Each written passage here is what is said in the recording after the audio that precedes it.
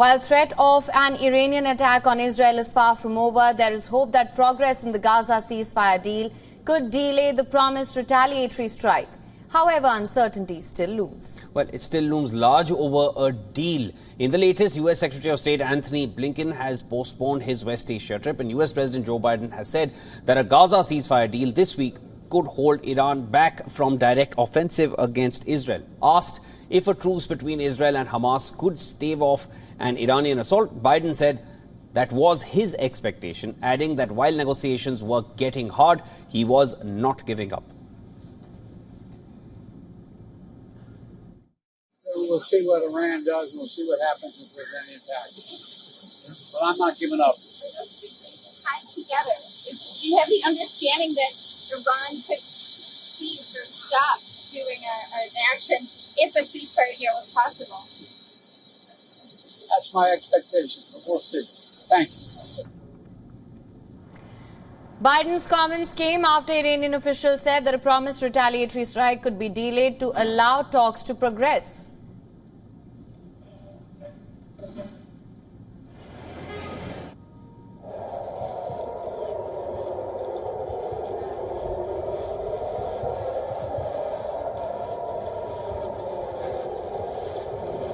Hamas is widely expected not to participate in the talks to be held in either Cairo or Doha. It has called on mediators to coax Israel into agreeing to the updated proposal it had submitted in early July. The U.S. State Department said on Tuesday that it was working to ensure that Hamas representatives attend the upcoming talks. We've seen the reports of what they have said as it relates to their participation. Our partners in Qatar have assured us that they will work to have Hamas represented. As Israel remains on peak alert for retaliation from Iran, Hamas has said that it fired 2 M90 rockets at Tel Aviv, their first attack since May. The attack did not lead to any injuries or casualties.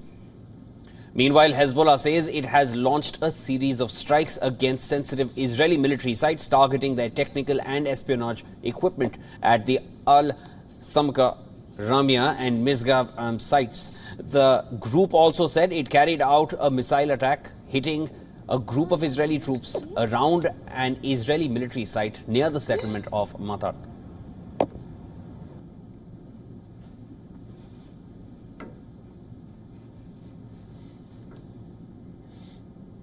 And for more on this, our correspondent Susan Teherani has sent us this report. Listen to this.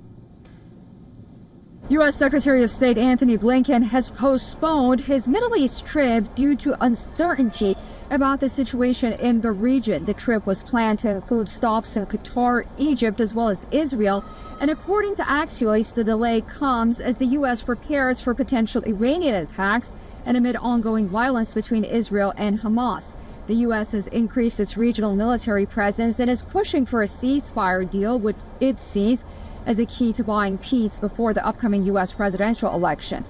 However, Israel is concerned about the deal's impact on Hamas's strength. Meanwhile, the U.S. has approved some $20 billion in arms sales to Israel, which Prime Minister Netanyahu had said will quote-unquote help them finish the job faster against Hamas. He made those comments when addressing Congress here in the United States a while back. Susan Teherani reporting from New York for WION World DNA.